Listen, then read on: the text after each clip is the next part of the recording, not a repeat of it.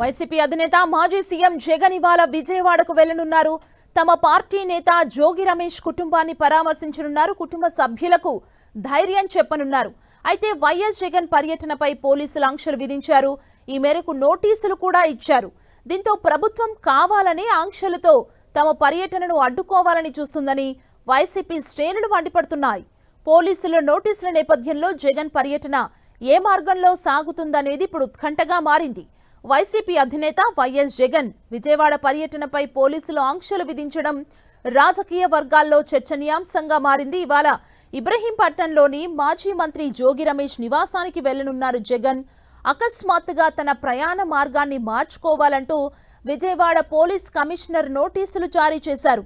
మాజీ మంత్రి జోగి రమేష్ కుటుంబ సభ్యుల్ని పరామర్శించేందుకు వైఎస్ జగన్ ఇవాళ ఉదయం తాడేపల్లి నుంచి బయలుదేరాల్సి ఉంది.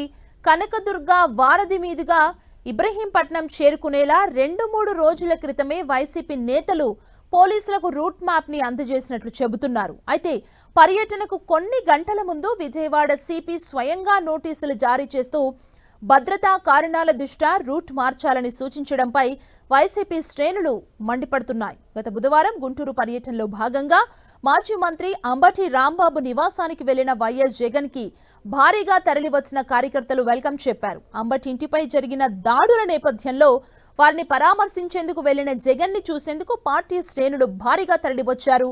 ఈ నేపథ్యంలోనే విజయవాడ పర్యటన కూడా భారీగా జనం తరలివచ్చే అవకాశం ఉందని భావిస్తున్న పోలీసులు ట్రాఫిక్ భద్రత నేపథ్యంలో ఆంక్షలు విధిస్తున్నట్లు తెలుస్తోంది.